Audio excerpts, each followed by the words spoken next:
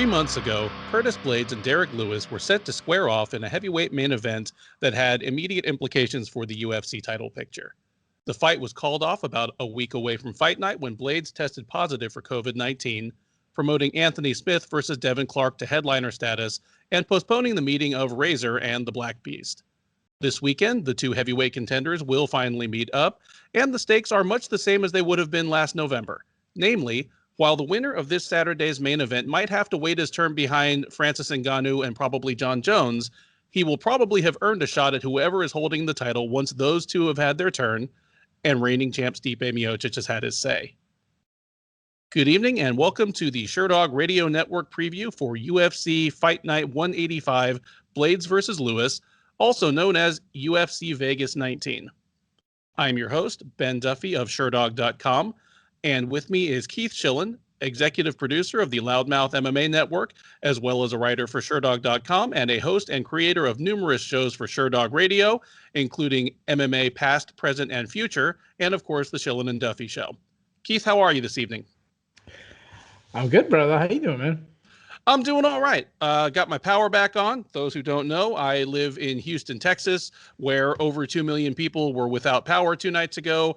I was one of them. My house got what we like to say in technical terms, fucking cold. It was about 56 degrees in the warmest room in my house by the time my power came back on.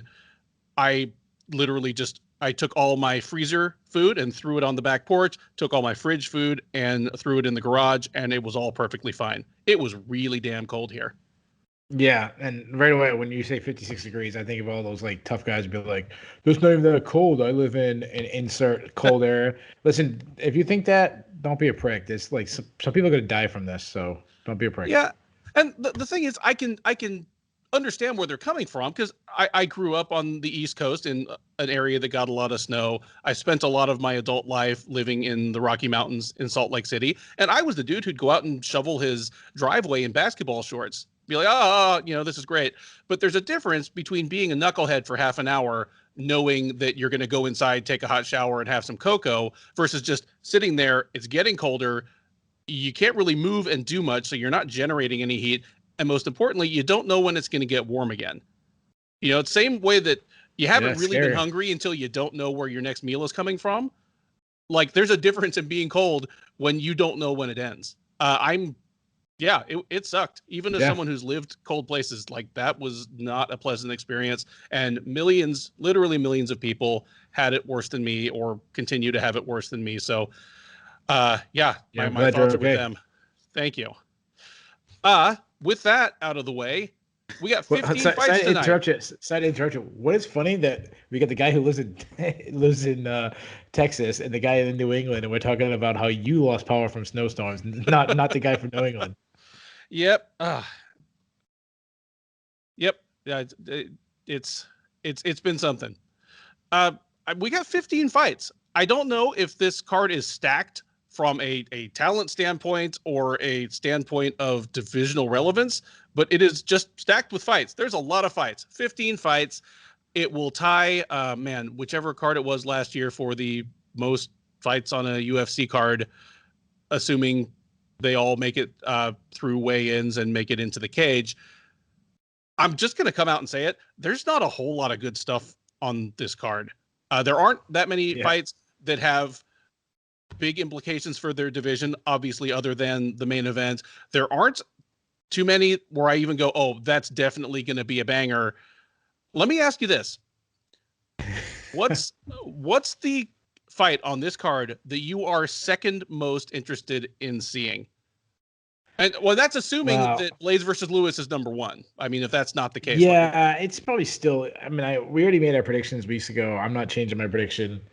So, I'm not, it matters in the ranking. So I would still put it number one, but I'm very confident in my pick in that one. I would probably go the Phil Hawes fight. That might be the next most intriguing, in a prospect sense. I'm also interested in the two aging heavyweights versus the two young heavyweights. That's a little intriguing. But overall, I agree with you. This is like a Ponderosa or a Golden Corral like buffet. Like the food isn't that good. but there's a lot of food. So fill up your plate with some chicken wings and some mashed potatoes and go to town. Yeah, I'm with you. I would be tempted to say Drakkar Klose versus Luis Pena, just because whoever wins that has the potential to kind of be a ranked fighter in a couple of fights. But what kills me on that one is uh, it's probably going to be a miserable fight to watch. So it's almost less more like medicine than food. It's like I know this is important, but I'm not going to enjoy it. But we can talk about that more when we get to that. But it's the salad bar part of Ponderosa. Like yeah, you throw the salad on there, but you don't really want to eat the salad when you're at the buffet. no, it's and like going to Ponderosa with my parents, and they'd make me like have the soup and the salad before I could just go over to the like prime rib carving station and have Wait a them minute, cut you me had big. prime rib at your Ponderosas? I grew up in a pretty wealthy suburb. Maybe Oh, that's not every Ponderosa. Who knows? there you go. Shout outs to Gaithersburg, Maryland. All right. There you go. With that, let's dig into the buffet. The UFC Vegas 19 prelims kick off with a heavyweight matchup between Sergey Spivak and the debuting Jared Vanderaa. Spivak, the 26-year-old from Moldova, is 11-2 overall, 2-2 since joining the UFC in 2019. He fought most recently last July, taking a majority decision over Carlos Felipe at UFC Fight Night Figueiredo versus Benavidez 2. He'll be taking on Jared the Mountain Vanderaa. The 28-year-old is 11-4 overall. He fought most recently on Dana White's Contender Series back in November, knocking out Harry Hunsucker in the first round. He makes his UFC debut off the strength of that win. Spivak is a comfortable favorite here, available around minus 250, where Vanderaa is out there plus 210, plus 215 or so. This has to be a first.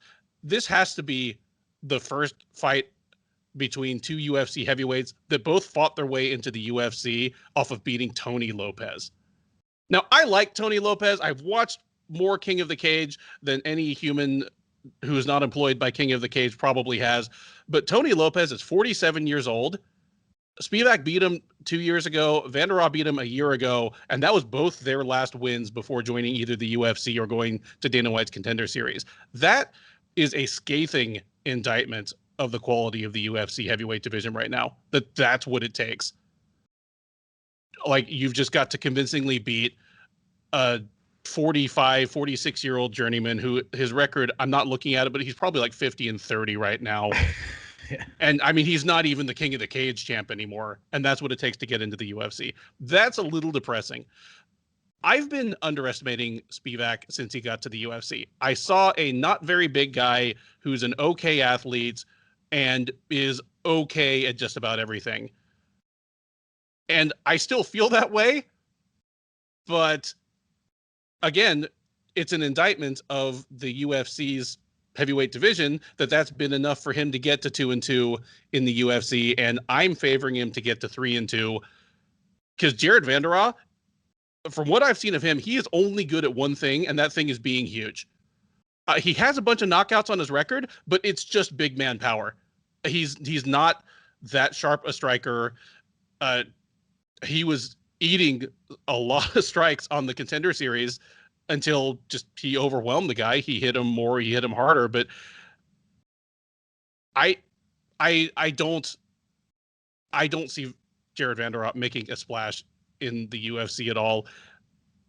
I don't know if I'm a believer in Spivak, but I think Spivak has all kinds of routes to victory here. He is a niftier boxer than Vanderaa. While he's going to be a lot smaller in the cage, I wouldn't be surprised if their difference in actual weight once they step in there is going to be on the order of like 30 or 35 pounds, because Vanderaa, he cuts to make 265. Spivak walks around 238. But I think Spivak could probably wrestle him and even get him down. I also think that if this goes past the first round, Vanderaa's gas tank is going to be the one that betrays him. Spivak, kind of like that fighter that you make in a video game and he's got a 5 or in everything. His gas tank is okay when he doesn't have Marcin Tybura laying on top of him for 3 rounds. It's been decent otherwise. Give me Spivak, and Give me Spivak by third round TKO.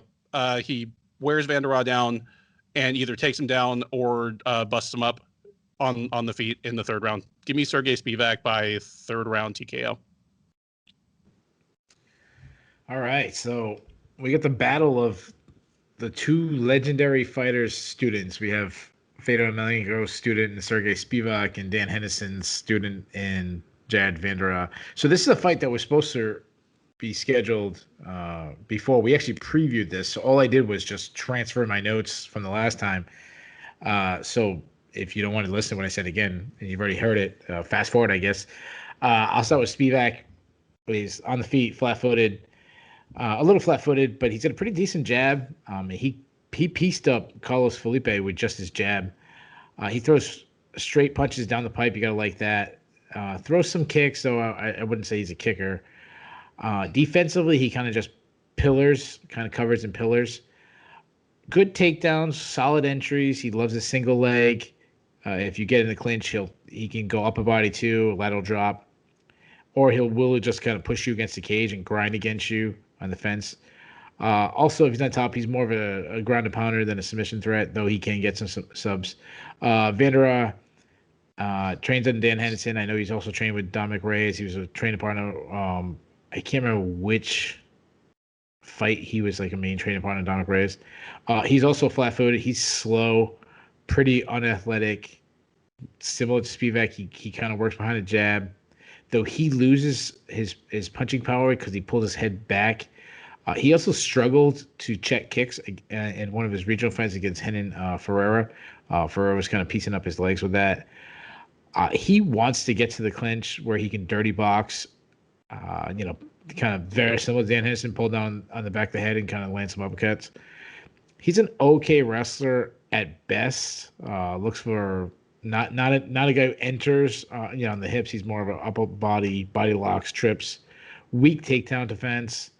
I'll give him credit. He's got a good chin, as you mentioned. Like, he gets hit a lot, so that's how you know he's got a good chin. And I'll give him credit. Like, he won his Contender Series matchup by just having a deeper gas tank, just kept moving forward. The thing that really probably worries me about Vanderaa is just I've seen some interviews with him, and he has some of the weirdest interviews ever. Like, he seems like he already has like CTE is great, like his little like Diego Sanchez in him. Both guys are really low level, but I'm going to take the guy that I've seen win in the UFC before. Not to mention Vanderaa has, on the Contender Series, he was beaten up on the feet really by like a very low level guy that was taking the fight on 3 days' notice. So you went with Spivak by third round TKO, which was originally my pick. So I'm going to change mine to a second round TKO for Spivak. There you go. 2 picks for Sergey Spivak to go over 500 in the UFC. Next up, it's a bantamweight scrap between Aiemann Zahabi and Drako Rodriguez. Zahabi, the younger brother of TriStar MMA head honcho Firas Zahabi, is 33 years old. He is 7-2 overall. He is 1-2 in the UFC.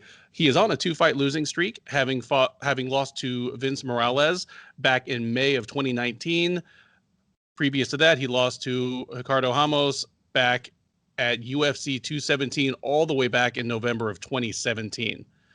He'll be taking on Rodriguez, who is making his UFC debut. The 24-year-old is 7-1 overall. He fought on Dana White's Contender Series last September. Rodriguez, despite being the less experienced and the debuting fighter, is a slight favorite. He is around minus 170 right now, where Zahabi is available at plus 150 as the underdog. Keith, how do you see this one breaking down? Well, again, this is the second fight in a row that we've already previewed this one as they were supposed to previously fight, and I'm just gonna go right off my my notes again last time. First way, Zahabi, as you mentioned, hasn't fought in so long, so it's really hard to have a grasp on him as he's been so inactive. I think he's fought twice in the last 3 years. When he fights, he has some solid boxing, but he kind of fights in bursts. He's your typical TriStar guy. Jab is his best weapon. Loves his basic 1-2 combo. Showed, I would say, stinging power against Hakado almost, but not like fight-ending power. Lacks volume, throws one fight, should be one strike at a time. Lacks head movement. Kicks are good, but he doesn't really throw them enough. Kind of everything with Zahabi when I've watched him. He also doesn't check leg kicks. He is solid in the clinch and will get into takedown, which is nice. A nice added tool to a guy who's kind of known for his striking. Though I wouldn't say he's a powerful wrestler. He's more of a like surprising wrestler. And I would say his takedown defense is kind of weak. Though he's pretty good at winning scrambles, and he is a submission threat off his back or on top. Move over to Rodriguez. Now, Rodriguez is a lot different than Zahabi, where he's very aggressive. He seems like he has a lot of fun. He's smiling. He'll stick his tongue out. He kind of likes to taunt. He's got some pro boxing experience, though he isn't technically sound. Again, very similar, very different than Zahabi. He can be wild, but he makes up with just pressure. He likes coming forward. He doesn't like being backed up. So if Zahabi can kind of jab him up and back him up with that, that's a way to beat him. He's a solid wrestler. He likes his body lock takedowns. He's also pretty good in the scramble, good ground and pound. He has been taken down by weaker wrestlers, though. And he makes it worse because he'll like to jump the guillotine, which is, while yes, it works a lot of times, it always puts people in a bad position. That said, I want to take Rodriguez simply because he's been more active. I think he has more power. I think he's maybe the better offensive wrestler. I don't think he'll get a stoppage, so I'll say Rodriguez wins by decision in a close fight.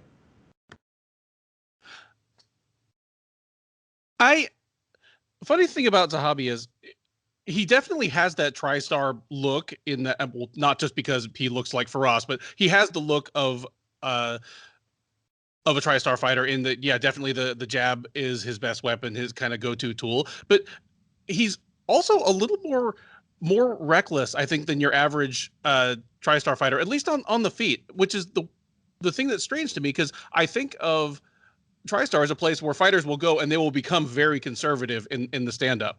You think of your obviously George St. Pierre is the most obvious example, but a lot of people have gone there and just become much more kind of buttoned up and conservative strikers. And the one guy that has a little bit of a wild side is a little open defensively, will try to throw a spinning back elbow sometimes. It's the head coach's younger brother. Go figure. However, he's not as reckless on the ground, I don't think. And that works in his favor because that's where Rodriguez's biggest advantages, I think, are going to be. I expect that Rodriguez will probably be the better wrestler here. I think he's going to be the better athlete here. I really don't know what to make of Zahabi because he's been so inactive recently. Like, I remember him taking that spinning back elbow loss way back in 2017, and I was shocked that it was November 2017, that it was over 3 years ago at this point. He's fought twice in the last 3 years and change. He's not looked that great either time, and he's in a phase, just age-wise, that a lot of bantamweights are falling off, even if they're active, and he hasn't been. So I'm kind of fading Zahabi even more than I would be otherwise. I think he's going to lose to Rodriguez. I don't know if he's going to get finished. I'm going to go by decision here, but I wouldn't be surprised if it just turns out that Zahabi's game has really eroded in the year and a half since his last fight, and he ends up getting finished. But I'm not going to pick it. I am going to pick Rodriguez by decision. We now move to the featherweight division, where Chaz Skelly and Jamall Emmers will square off. Skelly, the 35-year-old, is 18-3 with one no contest overall. He is 7-3 with one no contest in the UFC. He fought most recently all the way back in September of 2019, taking a unanimous decision victory over Jordan Griffin at UFC Fight Night Cowboy versus Gaethje. Emmers, the 31-year-old Californian, is 18-5 overall. He is 1-1 in the UFC. He joined the UFC last year out of Legacy Fighting Alliance. He lost a split decision in his debut to Giga Chikadze back at UFC 248. Then he came back in August and won a unanimous decision over Vince Cachero at UFC Fight Night Brunson versus Shabazian. Emmers is a pretty comfortable favorite here. He is out there around minus 240. Skelly is available around plus 210 as the underdog. Keith, who do you see winning this one and how? So this is one of the more competitive fights on the card because I think both guys, I wouldn't say are high level, but they're well rounded. Like they both have skills. They don't have a major weakness. Skelly has a lot of injuries. Like he's been battling injuries, so he's kind of like I kind of forgot about him a little bit. He's a big featherweight, not a great athlete. I said both guys are well rounded. I should have said about Skelly. Like his stand up is actually kind of ugly. His punches and kicks are slow. He can get a little wild with it. He backs up straight on the center line, but he's like toughness will keep him into it. So I guess he is well rounded. Just like he makes up for just by being a tough dude. He likes to wrestle and he likes to wrestle a lot. He sometimes will shoot without setting it up, which would be very hard to take down a guy like Emmers if he doesn't set up his takedowns. But he's more of a funk wrestler than an explosive wrestler. Like he's good at, just closing the distance enough to cause a scramble and winning the scramble. And he's good like submission threat. He's got good back takes. He's got 10 submission wins on his record. And he's a funk style guy, as in the fact like he can put himself in a bad position. I mean, Jordan Griffin, who's not really known for being a great wrestler or a great grappler, actually mounted him in I think it was his last fight, the Jordan Griffin one. Now moving to Emmers. Emmers, the guy who came up with the Contender Series. I liked him on the Contender Series. I actually picked him to win. I think he lost to Julian Erosa. He's well rounded. He's also big for the weight class. Back straight up when he's getting attacked, which I don't like, but he does have good output on the feet. Fast hands, accurate hands. He's pretty fluid, works behind a jab. His right hand is accurate. He throws a lot of kicks, especially to the body. He loves stepping knees if you get in too close. His plum clinch is very good. We'll just lock on and just kind of start blasting away with knees. I would say his best game, though, is probably his wrestling. He chains takedowns together well, which is very different than Skelly. Like Skelly wants to just cause a scramble. Emmers is explosive, get in the hips, and if he doesn't get the single, he'll blast off to a double. Like he's very good at chaining his takedowns together. And he had one of the really, really slick submission of Rafael Barboza in LFA with a head and arm triangle choke. Skelly's a tough out for anybody. He's a crafty veteran. That says Emmers has a much, much higher ceiling. Plus, Skelly has dealt with a lot of injuries. I think Emmers is just better in every position. I say he picks apart Skelly on the feet, and he at least matches him in the grappling. So give me Emmers. I don't think he stops him because, like I talked about how tough Skelly is. So give me Emmers by decision. Yeah, I'm with you on Emmers having a really high ceiling. In preparing to talk about this fight, I went back and watched his fight with Giga Chikadze, and while I did score it for Chikadze both in the moment and when watching it again, he gave him a harder time than anyone else in the UFC has, and Chikadze is in that top 3 or 4 hottest new guys in the UFC. I think, well, if Emmers keeps going, those two will probably meet again down the line with much higher stakes because they both look like future top 10 contenders in this division to me. Skelly, he is a tough veteran. He's a tough out. I still don't think he's ever been submitted. The only question is how he looks after all that time off. After as you mentioned, he's been injured a lot in like the last 5 years or so in particular, and whether if he is like fully healthy and he's the same Chaz Skelly he was back in fall of 2019, if he's a little too much too soon for Emmers, who, even though Emmers is a 20 fight veteran and he's over 30, he still has the feel of somebody who's refining his game and kind of shoring up his weaknesses. I do think this is Emmers' time. Give me Emmers to kind of outclass Skelly everywhere. I don't think Skelly's approach to wrestling, both offensively and defensively, is going to get him any headway against Emmers. If Emmers wants it to stay on the feet, it's going to stay on the feet. And if it goes to the ground, it's going to go there on Emmers' terms, and it's not going to end up in the kind of situations where Skelly's going to be able to find the front headlocks, to like guillotines and anaconda chokes, or, back takes and rear naked chokes that he likes. And because Skelly has been out, for quite a while, we don't know what he's going to look like physically. He's 35 now, which, again, kind of like I said about Aiemann Zahabi at bantamweight, Skelly as a 35-year-old featherweight, a division where speed kills, this is typically a time when a lot of good fighters are starting to fall off physically. Because of that, I am going to pick Emmers to get the finish here. Give me Emmers by third round, probably TKO, just mauling him in the clinch and maybe chasing him down to the ground. Certainly could grab some kind of sub down there, but I haven't seen Skelly sub before. I have seen him stop with strikes, so give me Emmers by third round TKO. Next up on the UFC Fight Night 185 prelims, it is the flyweights, as fan favorite Shana Dobson welcomes the undefeated and highly regarded prospect Casey O'Neill to the octagon. Dobson, the 31-year-old Texan, is 4-4 overall. She is 2-3 in the UFC.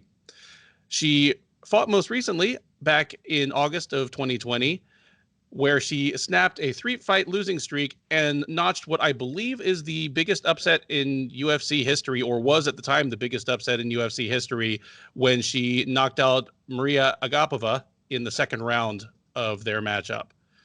She'll be welcoming O'Neill, the 23-year-old Australian.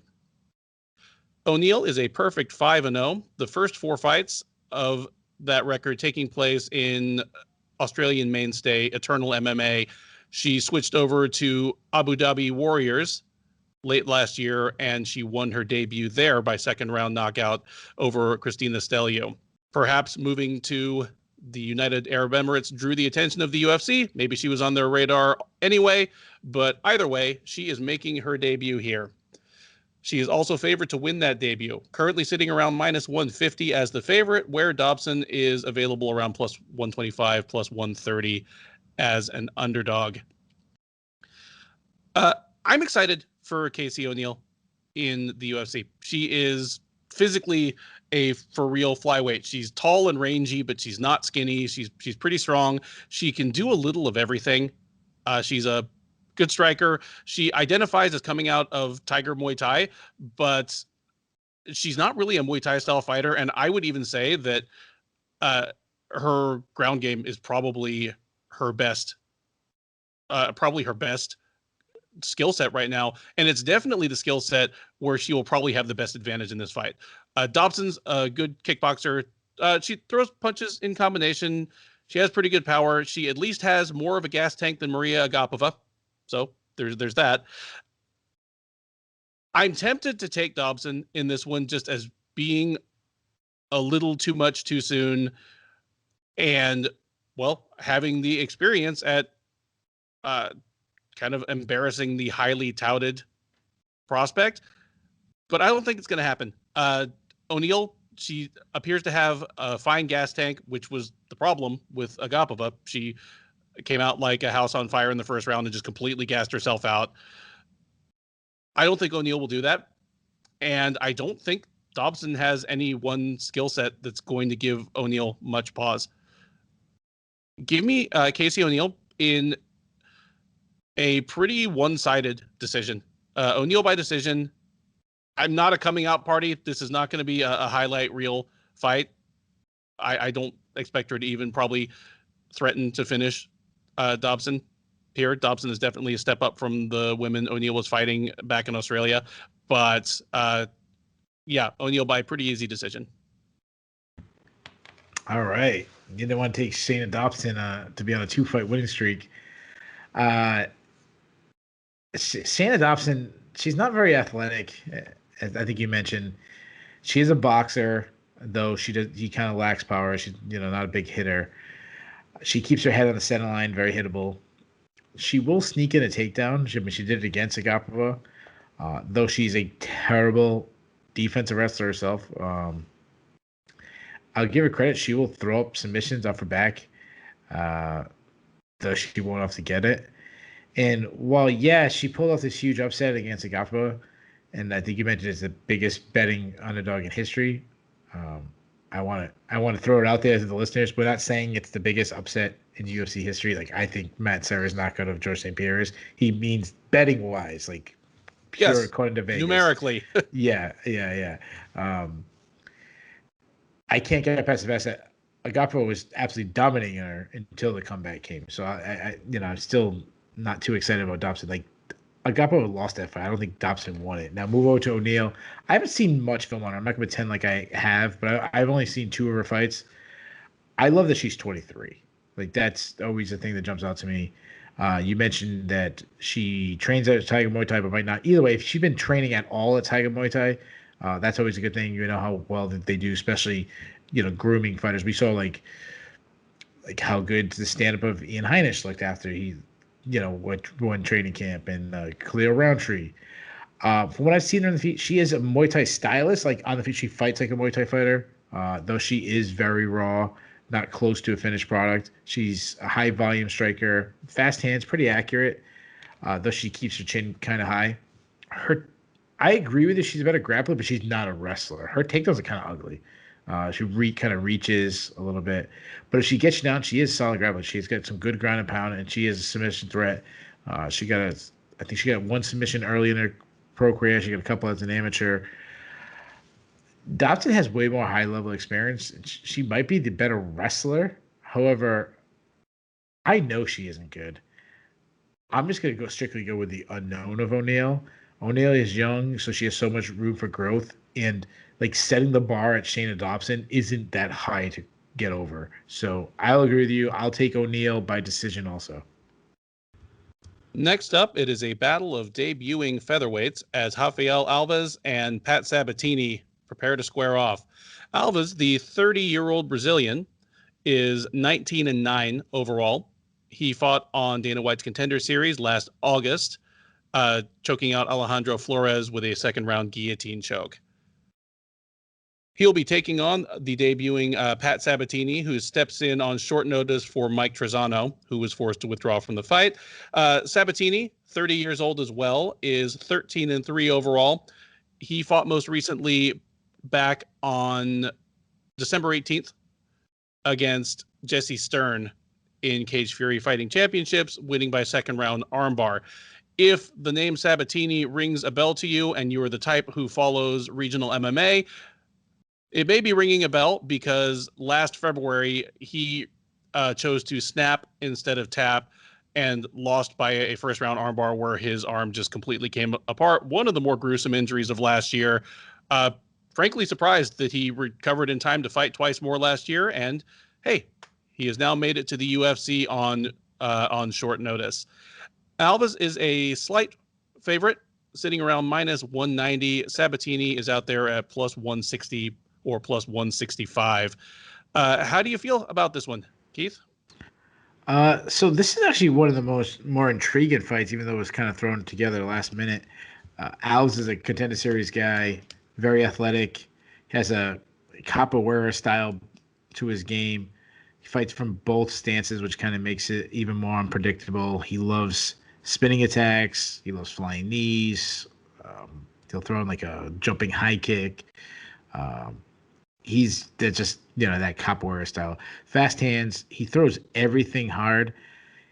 Though he can be aggressive at times, he has a Yoel Romero style to him where he'll kind of dart in range and throw a blitz, but then suddenly he'll take huge moments of time off. And he did fight much different in his Contender Series matchup. He was a lot more reserved in his attack. wasn't throwing that capoeira stuff.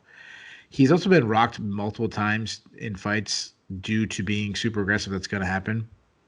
He's a good wrestler, though. He's a lot of his takedowns come from throws. Like, I tried to look I don't know if he has a judo background, but he has like a lot of high level throws. He is a Brazilian Jiu-Jitsu black belt. He's a submission threat. He likes to attack the neck. Your guillotines, your rear naked chokes, your Darce chokes, your Peruvian neckties. He also got a submission on the Contender Series with the guillotine. If you put him on his back, he'll look to sweep, or he'll like to look for submissions off the back, kind of scramble, look for a leg lock. Though, and I feel like I say this all the time, broken record, he will look to play BJJ off his back instead of scrambling, which I don't like. Moving to Sabatini, I wouldn't call him a great athlete, but I'd say he's a plus athlete. Has a karate style, has that wide stance. Also similar to his opponent, he likes spinning attacks. His conventional boxing needs some improvement, though he does have some decent pop. I mean, he hurt his last opponent on the feet. I also like that he targets the body and he throws a lot of kicks. But he isn't. I wouldn't say he's a polished boxer. Good wrestler, not a great wrestler. Like he'll shoot him for an entry, but he's not. He's not Josh Koscheck. He's not going to run you through the cage. More of a grinder, like willing to close the distance, grind against the fence. He is a submission threat, but again, like when I think of Sabatini, nothing jumps out at me about him. This is a close fight, but I'm going to go with Alves. He has a speed advantage. He might also be the better grappler. Plus, Sabatini's taking this fight on very short notice, so like a lot of things are going against him. So give me Alves by. I'm going to say. I don't know. It's going to be a bad night if this keeps happening, but I'm going to say Alves by decision. Awesome. Even if these two were meeting off of full training camps and preparing for each other, I would probably favor Alves. I'm surprised to see Rafael Alves in the UFC at all. There was a time in his career where he was not a good fighter, and he was losing to a lot of bad fighters. He would always have flashes of cool stuff on offense, but just for a Brazilian Jiu-Jitsu black belt, he was just strangely hapless on the ground. And for one thing, he may not have been a black belt at the time. Maybe he's concentrated on that more in more recent years, but just would lose to like jobber, like 500 fighters, and just, would just get tapped out. He's really gotten this game together in the last few years. It is, as you say, partly by toning back the crazy capoeira stuff a little bit. Generally now when his fights go to the ground, it's because he wants it there and it gets there the way he wants it to get there. It's not somebody just, grabbing one of his like crazy spin kicks and tussling him to the floor. I think he's probably going to turn out to be better everywhere than Sabatini once they square off. Even though Sabatini is a guy that probably would have made it to the UFC or at least the Contender Series on his own steam this year anyway. I think Alves, this is going to end up being a showcase for him in the way a fight against Mike Trizano probably wouldn't have been. Give me Alves, and if he decides that he wants to like uncork his crazy spinning stuff, he could end up getting a performance of the night, kind of highlight reel knockout over Sabatini. I am going to pick him to finish Sabatini anyway, who fought fairly recently, but is taking this fight on very short notice. And he looks like a pretty big and sturdy featherweight who probably has to cut a decent amount of weight. For all those reasons, give me Alves, and give me Alves by third round TKO. We will stay in the featherweight division as Nate Landwehr takes on Julian Erosa. Landwehr, the 32-year-old, is 14-3 overall. He is 1-1 in the UFC. He fought most recently last May, taking a unanimous decision over Darren Elkins at UFC on ESPN 8. Before that, he was knocked out in the first round by Herbert Burns back last January at UFC Fight Night Blaydes versus Dos Santos. He takes on Erosa. The 31-year-old is 24-8. He is 2-4 in the UFC across 3 different stints with the promotion. He is that rarity, a fighter who has been signed by the UFC 3 different times, and even rarer, he is, off the top of my head, he might be the only fighter who's joined the UFC off of The Ultimate Fighter, then off of Dana White's Contender Series, and then via just a normal signing out of a regional promotion. Nonetheless, he fought most recently back in June, where he upsets a pretty highly touted prospect in Sean Woodson, outlasting and exhausting him and finally finishing him with the Bravo choke in the third round of their fight at UFC on ESPN 12. The two are close to a pick'em right now. Erosa sitting around minus 115, Landwehr minus 105. Keith, who have you got in this one? That's a good question, man, because this is the fight I keep flip-flopping to the point where looking at my notes, I actually changed things that popping up in my head about them, and I changed my pick about 3 times during the introduction. So that's how close this fight is to me. I'll start with Erosa. He's got lots of experience. He has 32 professional fights. He's very tall. He's long and lengthy. He's 76-inch reach. He's a high-pace fighter, pressure striker. He broke Sean Woodson just his volume. He got the submission, but it was his volume that got him into the position to get the submission. He can make some mistakes being dragged into a firefight, which is bad considering he doesn't really have a lot of punching power. He fights from both stances to kind of find different angles, and I like that. He loves his teep kick to the body. He throws a lot of hard kicks to the body. He'll actually throw up a high kick that's pretty fast too. Lacks head movement, keeps his chin high, back straight up, has been knocked out in the past. Not a bad wrestler. He can sneak in a takedown, though he's been taken down himself a lot. Will also jump a guillotine instead of sprawling, which I absolutely hate. Looks for submissions off his back instead of scrambling to his feet. And I don't think that I constantly talk about that I hate. Landwehr, the first thing I thought of, I think of Landwehr as a prospect, and then I looked and he's like 32, and I'm like, oh man, he's not a prospect at all. He's extremely aggressive, high output. I compared him to Diego Sanchez in our last preview of just the way he fights. Insanely tough, just keeps coming, throws a jab a lot, nice calf kicks, no defense though. He squares up a lot. I mean, we saw that in the Darren Elkins fight. He got tagged up by Darren Elkins a lot. He's solid in the clinch, weak takedown defense, but can get some takedowns himself. Though he can get taken down, he's so aggressive. He's the opposite. He will work up to his feet. Good sub defense if you do take him down, and he has great cardio. This is a fun fight. This is an insanely action-packed fight. I flip back and forth. And just to keep it going, I'm gonna flip back again. Then what my notes actually say. Oh man, I don't even know who I want to take because I'm gonna take Erosa by split decision. But this is gonna be my fight of the night. I think this fight is gonna be so crazy. You know what? I'm gonna flip again. I'm gonna take Landwehr. So there you go. Just to mess with you, Ben. I'm gonna take Landwehr by split decision in a crazy fight of the night, and I might switch my opinion again before the end of the show. You know what? I was hoping that this was going to be the first fight of the night where we were going to have some dissension as to who was going to win, and you got my hopes up, and then you flipped right back to the guy I'm going to pick because I am going with Landwehr, and really what you laid out a lot of. Can I interrupt you? Yeah. Just because of that, I'll go with Erosa. Okay. How do you have Erosa to win this? Split decision. Outstanding. And still your fight of the night, I take it? Yes. You laid out the reasons that I want to pick Landwehr. Erosa, he has a variety of solid skills, and he has skills that make good use of his length and reach, but not only has he gotten knocked out badly a couple times in the UFC, everyone hurts him. And it's for the reasons you mentioned, like his head movement isn't great. He backs straight up. Everybody seems to find his chin sooner or later. Just the question is, do they find it hard enough and often enough to put him away?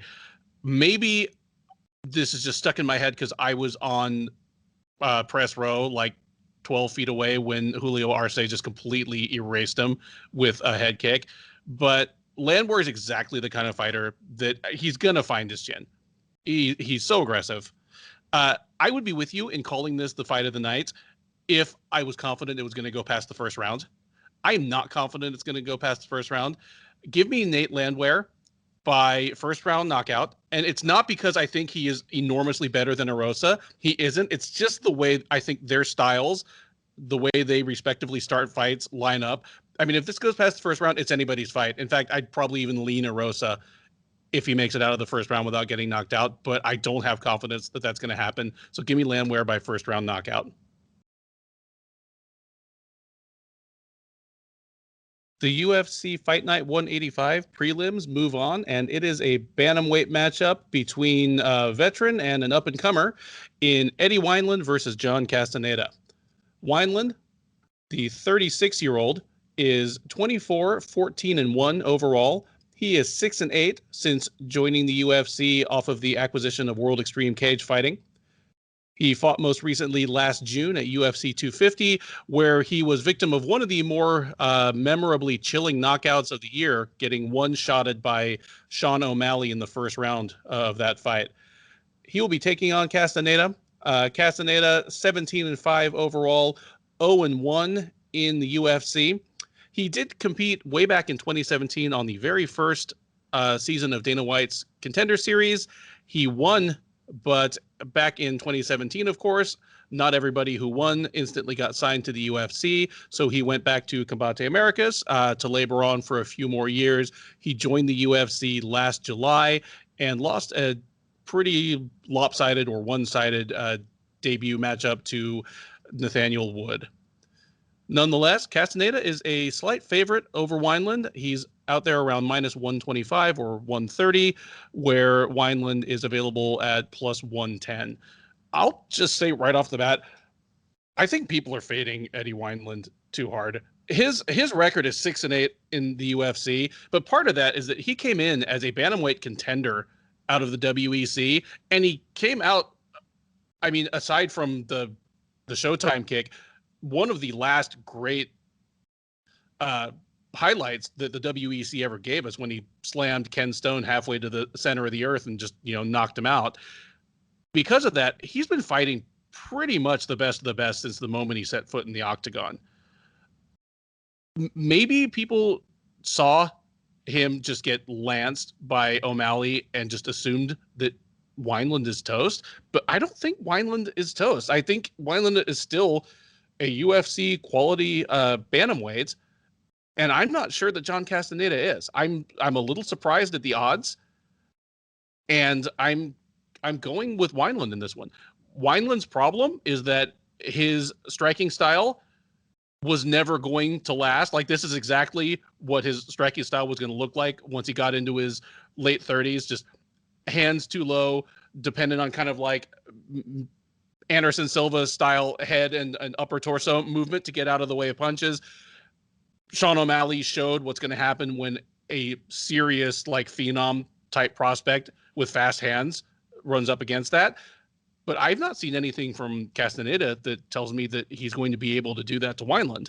So he's either going to have to win a striking battle with him the old-fashioned way, or he's going to have to try to turn this into a wrestling match. Nothing I've seen from Castaneda tells me that he can do that to Eddie Wineland. Like, Castaneda wasn't even a lights out fighter at the Combate Americas level.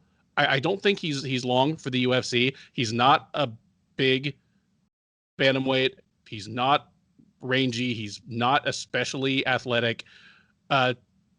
Give me Eddie Wineland by second round knockout. I think Wineland will get the better of the first round, start piecing him up, and he'll catch him with something big in the second round. Eddie Wineland, round 2 knockout or TKO. Yeah, you mentioned Eddie Wineland's 36 for a bantamweight. That's like being 86. He's very physically strong. Like, that's when I always think of Eddie Wineland. As you mentioned, he's a boxer. He has a very herky-jerky style, but still has some good power. Also has power in both of his hands. He likes to counter strike.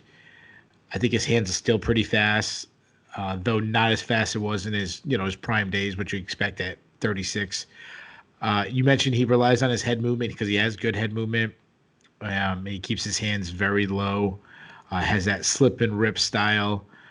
He is heavy on his front foot, which is not a good thing in today's MMA because of how important leg kicks, particularly the calf kicks, are. He's open to that. He's a good grappler. He's always been a good grappler, though we hardly ever see it because he just he likes to box. He wants to throw his hands. Move over to Castaneda, southpaw. Good output. He headhunts with his hands, though.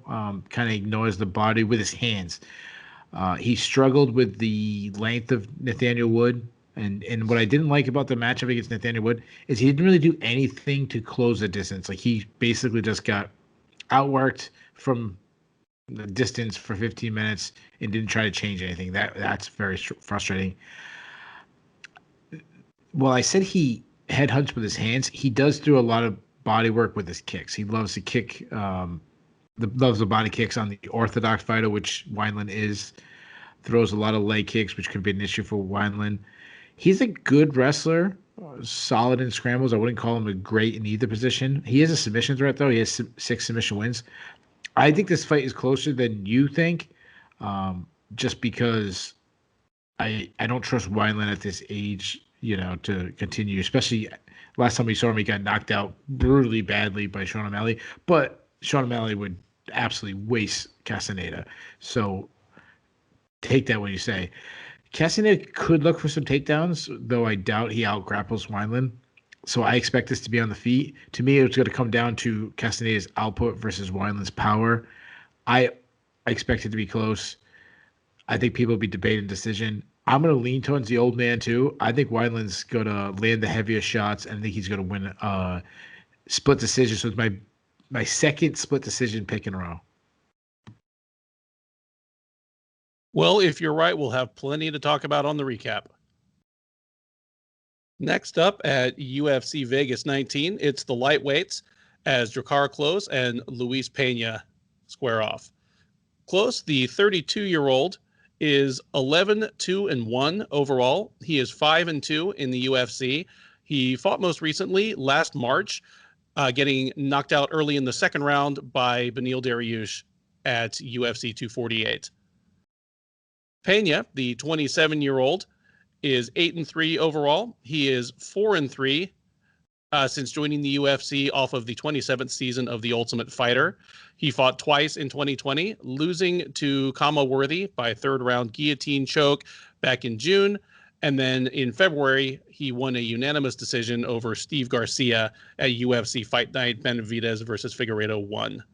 Klose is a moderate favorite here. He's out there around minus 190, where Pena is available at plus 165 as the underdog. Keith Schillen, who wins this fight and how? Well, you mentioned this is one of the fights that you're interested in. I'm actually not. I think this is one of the easier fights to pick. I'll start with Klose. Klose is a counter striker. He's a bit flat-footed, but he throws punches down the pipe. He's got really nice straight right. Really steps in on those shots. He rocked Beneil Dariush, and like everyone remembers the brutal knockout by Dariush, but they forget that he almost knocked out Dariush about 15 seconds earlier. He does throw from his hips a little bit, which leaves him open to a counter. Calf kicks are something that he has added to his toolbox. He likes doing that. He's a very physically strong dude. He's big for the weight class. He's kind of just a brute, and he likes to fight that way. He loves an ugly clinch battle, land elbows in dirty boxing and close. He did so against Mark Diakese. More of a clinch wrestler, body lock takedown guy than a drive through your hips wrestler. When he was taken down, I hate that he gave up his I don't like his fight IQ when he gave up his back against Beneil Dariush. And I think that was his last fight. Though I'll give him credit, he's very hard to submit because Dariush was on his back for pretty much the entire first round. He could not get a submission, which is little feather in your hat when you're going to get someone like Dariush. The other question I have about this one is Drakkar Klose's chin now, because his last fight was Dariush and he was knocked out brutal. So you wonder if it's going to be gun shy, if it's going to have long effects. Move to Pena, southpaw, works behind a jab, though he does have the tendency to throw one punch at a time. I don't like that. He also lacks power. Like, for someone who's big as he is, you think he'd be a bigger hit harder, but you really haven't seen that. Long push kicks, which is obviously good when you have his length. he avoids attacks by backing straight up, and he also kind of turns his head. It kind of dips his head to one side instead of slipping or rolling with the shots. Wrestling wise, he basic shoots doubles with his long arms, which is smart to do. He's relentless to get the takedown if you stuff it. Though he sometimes doesn't set up his takedowns, he can shoot from really far away because he's a distance fighter who doesn't know you need to close the distance a little before you shoot. If he gets on top, solid top control, especially if he can get you back because of his long legs, he get the hooks in. It's hard to get out. Or if he gets like a body triangle, it's going to be very hard to get out. He is a submission threat. I think it was his last fight against Commonworthy. Like though he lost that fight, he actually almost submitted Commonworthy. So go to the prediction. This is my lock of the night. I think Klose is just too physically strong for Pena. I think he gets inside. I think he lands shots. I also think he presses Pena up against the cage for large portions and beats him up there. And if it turns into a grapple matchup, I think Pena is going to use a lot of energy trying to get down Klose. And I actually think Klose could actually maybe win some takedowns. So give me Klose. He's not a big finishing guy, so I hate to do it again, but I'm going to take another decision.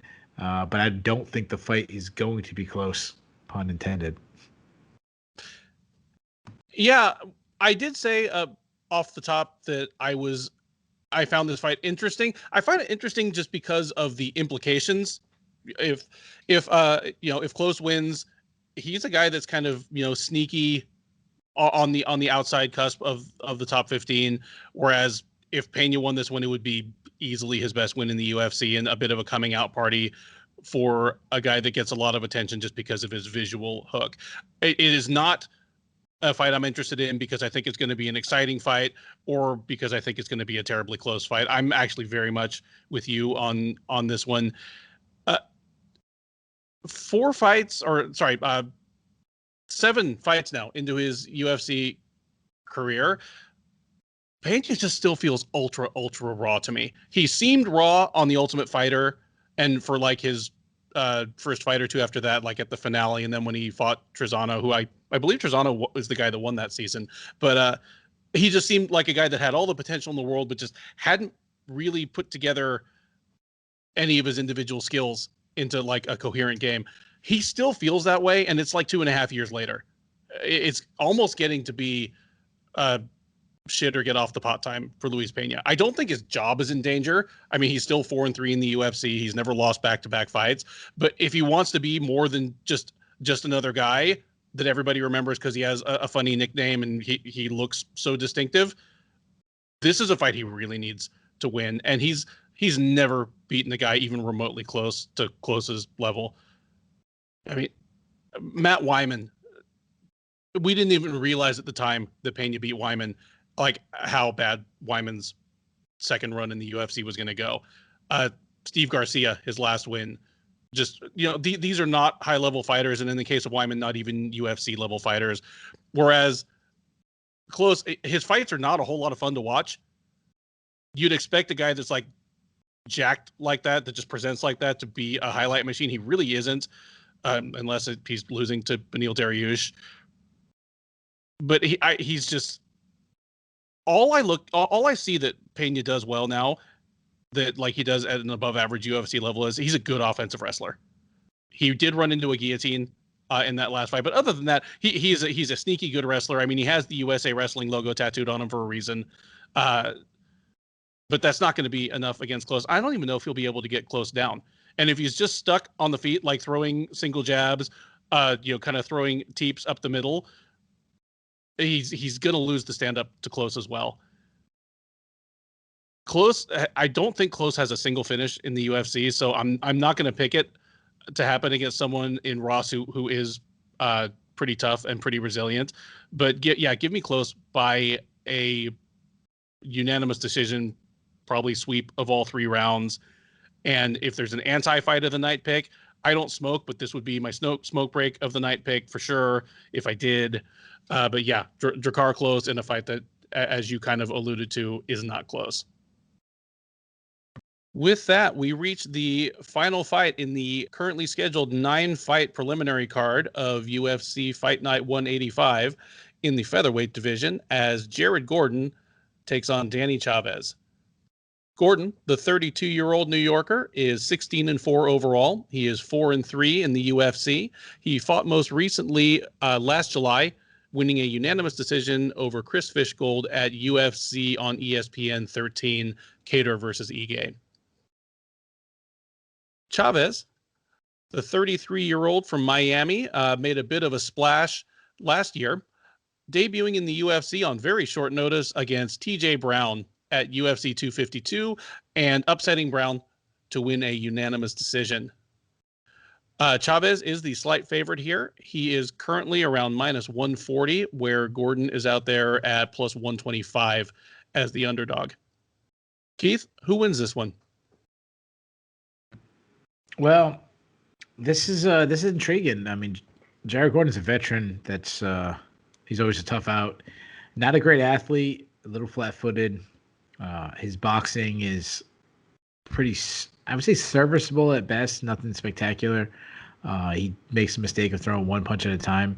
Michael Bisping also pointed out that he reloads his punches, and if a lot of people don't know what that means in like the boxing sense, that's when you throw a punch and you kind of like bring it down to your hip and you kind of like rotate it back up. Instead of bringing it, when you throw like a punch, it's supposed to come back to your face as fast as you let it go out. He doesn't really do that. He does target the body, and that's just his fight IQ. He is an intelligent fighter. He has some defensive holes though, back straight up, kind of. He does a lot of Andrei Arlovski just covering behind his forearms to block strikes. He's a sneaky wrestler though, and he's a good grappler. Solid top control, good ground and pound. I mean, he dominated Chris Fishgold on the ground. And Fishgold is not a bad wrestler himself. But with Chavez, I'm mostly going to break down him from a little bit of regional film I found, and mostly his UFC debut. But his UFC debut couldn't have gone better. He looked fantastic. He's a counter striker, had really good timing on his opponent's attack, especially in his matchup against TJ Brown. Fast hands, some nice pop. He dropped TJ Brown with a punch. He was throwing everything hard. Lot of kicks, both high and low. He would brutalize TJ Brown with leg kicks, dropped him several times with leg kicks. I don't like that he gets backed up against the cage a little bit when he gets pressured. I mean, TJ Brown, who was not having a lot of success, was able to back Chavez up. Though what I've seen on the ground, he's a good wrestler with some good entries.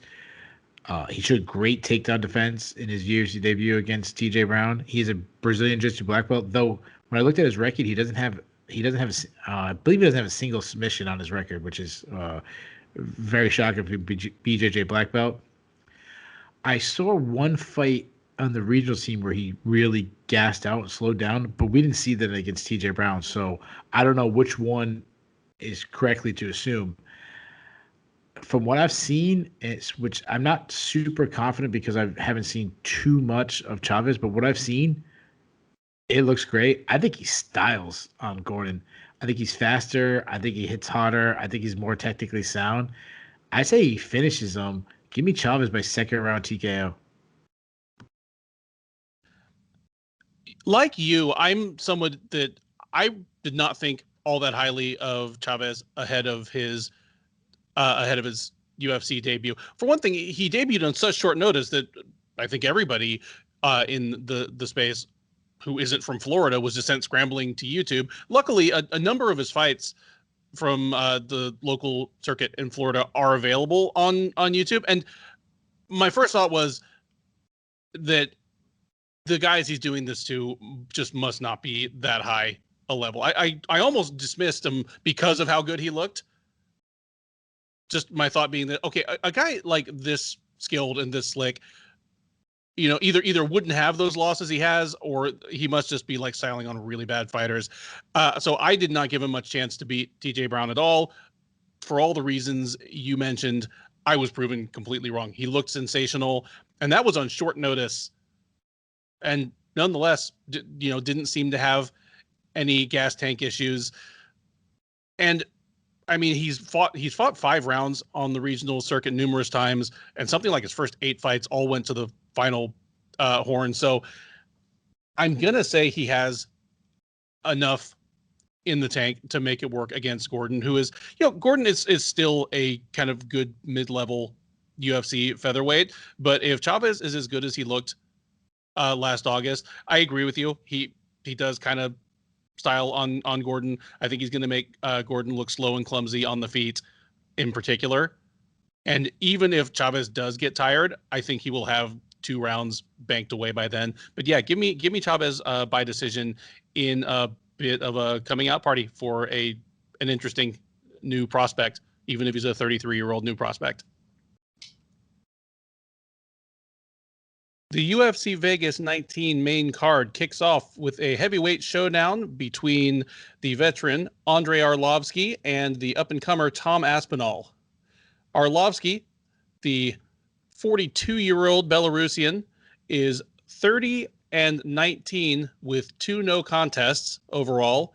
He is 19-13 with 1 no contest across 2 lengthy stints in the UFC. He is 9-9 with 1 no contest since rejoining the UFC most recently. Aspinall, 27 years old, is 9-2 overall. He is 2-0 in the UFC. He fought twice last year, knocking out Jake Collier in the first round, well, in less than a minute, last July at UFC Whitaker versus Till, then knocking out Alan Baudot in the first round once again at UFC Fight Night Moraes versus Sandhagen. Aspinall is a pretty strong favorite here. He is out there at minus 245. Arlovski available at plus 205 or plus 210 as the underdog. I try not to hop onto hype trains. Not because I'm smart or cool or a great analyst, just because I've been around for a long time as a fan, and then later as a media member, and I've seen a lot of hype trains derailed. I've seen many more derailed than I've seen actually pull into the station. But I am cautiously all in on Tom Aspinall. For a guy that started out as a grappling specialist, just decided to go learn to box and came back as good a boxer as he is kind of shocking. He is a for real, he is a big bodied heavyweight. He is a big dude. He's 6'5", probably cuts a little bit of weight to get to the limit. And he's one of those guys that it's not like he's ripped and chiseled, but you can just tell he's an athlete. He moves with kind of a fluidity that's not that common in a guy that size. Physically, the way he moves, kind of like his fight style is not the same, but reminds me of Matt Mitrione, where you're he's a pretty big guy to be that light on his feet, is what I think of when I see Tom Aspinall fight. The only real question for me with him is, what's his gas tank like? That's always a question at heavyweight, obviously. It's an even bigger question when it's a big heavyweight who, might walk around at 270 or 275. And Aspinall has not been past the first round in a while. He has not been past the second minute in a while. And so there's always the chance that, if he's fighting a tough fighter, a veteran fighter who takes him past the first round, takes him into the third round, that just the whole bottom falls out of all of this. But I certainly am not going to be a believer in Andrei Arlovski in 2021 to do that. Arlovski's been in this game for over 20 years at this point. He's had probably 3 different career resurrections after 3 career deaths. I mean, how many times have we written this guy off? When you're a heavyweight and the word on you is already at, that your chin is made of glass, and they're saying that about you when you're 27, the chances that you're still going to be fighting as even a borderline top 15 fighter at age 42 are slim to none. He's done it in some of the same way that Alistair Overeem has, but Overeem's fights are still fun to watch, and Arlovski's are not anymore. He's always been I think one of the better offensive boxers in heavyweight MMA. He throws in combination. He knows how to throw all the strikes. He has pop in both hands. but he has gone almost like over him to shelling up and just kind of hiding behind his gloves and forearms a lot more in recent years. And I just don't think that's going to get him out of the first round against Tom Aspinall. Arlovski's beaten a few people recently. You know, he always just hangs on to his roster spot. But the people he's been beating, the Bozer win was a good one, but Felipe Lins was not, that was nothing to write home about. The Rothwell fight would have been a great fight 12 years ago. This is going to look more like the Jairzinho Rosenstrike fight, where all of Arlovski's defensive adjustments that he's made over the last decade just aren't going to be enough for someone with the kind of hand speed and power that Aspinall has. Like I say, if this gets past the first round, it's anyone's fight. Arlovski could just jab him to death for 3 rounds, and it'll be a miserable fight to watch. I think Aspinall's going to save us from that. He survives. He advances. He'll be tested at some point, but this isn't the one. Give me Tom Aspinall by first round knockout. Yeah, I think you hit this right on the head. The deeper the fight goes on, the better chance Arlovski has. But if it's over early, it's probably Aspinall. I'll stop breaking down Arlovski for a second. He debuted back in 2000. It was the same year Tom Brady was a rookie. Why is that relevant? It's not. I just had to get Tom Brady into the broadcast. So you're picking Arlovski to win, is what you're telling me. That's what the Brady reference is for. That's it. Yeah. He's the counter striker, boxer, everything you mentioned, high guard. He has tight boxing, those hand speed, which has always been his biggest, strength. I think about the heyday of knocking out Justin Eilers and Paul Bunatello. It was always his hand speed. It has decreased, but it's still probably on the upper half of hand speed for heavyweights. But you mentioned his output has dwindled to a snail's pace at that point, and that's to protect his chin. You said it perfectly. His chin has been a roller coaster ride. It's been gone, then it came back, then it was faded, and then came back, and it's 2 or 3 times now. But also his power is gone. This is a guy that he hasn't had a knockout since Travis Brown 6 years ago. He's had 16 fights since that last time he got a knockout. That's some guys' careers. The low output also helps his cardio. He doesn't gas out, but it's hard to gas out when you don't do anything. And if you get close to him, he's going to clinch you. He's going to clinch. He's a good wrestler, not a great, he's probably not going to take you down, but he can. He's a good grappler. No major holes in his grappling. Now, moving to Aspinall, we should pump the brakes on him a little bit. I mean, his 2 wins in the UFC were extremely low-level UFC heavyweights, though I don't want to take too much away from him because he's got 5 straight finishes. He's a big guy. He's 6'5", and everything you said about him is true. He's quick. He's athletic. Good movement. He's light on his feet. He hits hard. He's a good boxer. He changes stances, which you got to like. He's accurate with his strikes. And you mentioned earlier, he's a grappler. He can mix in takedowns. He's a Brazilian Jiu-Jitsu black belt. He's got submissions on his pro and amateur career. I know Arlovski's been on a nice stretch, but I'm just done with him. I think this is the beginning of the end. I think he gets starched. Aspinall's bigger, stronger, faster, younger. I'm with you. We're going to have the same exact prediction. I'm taking Aspinall to knock him out in the first round. And if he doesn't, this could turn into a really, really terrible fight. So let's all just hope. I shouldn't say hope. I don't want to hope someone knocks out Arlovski, but for my pick safe, I'll take Aspinall by knockout.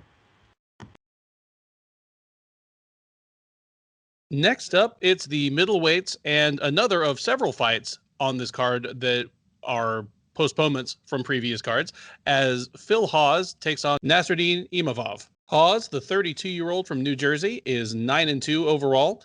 He is 1-0 since joining the UFC out of Dana White's Contender Series. He knocked out Jacob Malkoun at UFC 254 last October. Imavov is also 9-2. The 25-year-old is 1-0 in the UFC. He won a unanimous decision over Jordan Williams at UFC on ESPN 16 last October. This fight was originally scheduled to take place just a couple of weeks ago at UFC on ABC 1, but has been bumped to this Saturday. And Hawes, same as he was a couple weeks ago, is just a slight favorite. He's out there at minus 125, where you can still get Imavov at positive money, plus 105 to plus 108 a couple of places. Keith, I believe you felt that this was a good matchup for Hawes a couple weeks ago. Have you changed your mind on that?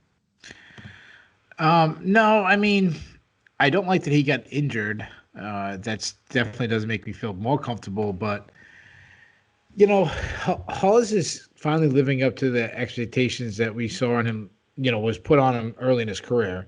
This guy, as we mentioned, was supposed to be the next John Jones. He looks more like a small Francis Ngannou, I said in the last time.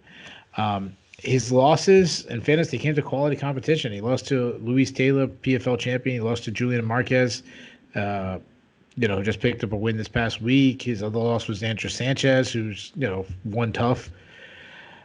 He's 32, so he's in his prime. Like, this isn't a prospect anymore. He's in his prime. He's an explosive athlete. He's absolutely shredded, has good power, aggressive, does well to keep his head off the center line, good hand speed, works behind a jab, powerful leg kicks. He's a very good wrestler. He was a junior college national champion, fast entries, can drive right through someone's sprawl, good ground control, decent back takes, doesn't really conserve his energy, and he carries a lot of muscle, so that's definitely worrisome. The more muscle you have, the bigger gas tank you need. So cardio could be an issue, and I'm still not trusting his chin after Marquez knocked him out, but everything's looking really good. Imavov, I like this kid too. He's only 24 years old, which is scary. He's well-rounded, stays very calm. He's light on his feet. He's a solid counter striker, has fast hands, nice snap on his punches, decent power. I love his step back right hand. I do hate that he drops his hands. He's a good clinch striker. He gets in the clinch. Good entries on his takedowns. Relentless with his takedown attempts. Solid top control. Solid ground and pound. Is a submission threat. He almost guillotined Jordan Williams. This is the fun fight. This is probably the best fight in the entire card. That said, I'm taking Hawes. I feel like he is more of, and I said this last time, so it's going to sound like a broken record when I broke this down. I feel like he's more advanced at this stage of his career. While he is in his prime, Imavov probably isn't. He should be able to stop any takedown attempts and get any himself if he wants to. And on this feet, Imavov might be as technical. He's not as explosive. So I think Hawes might catch him.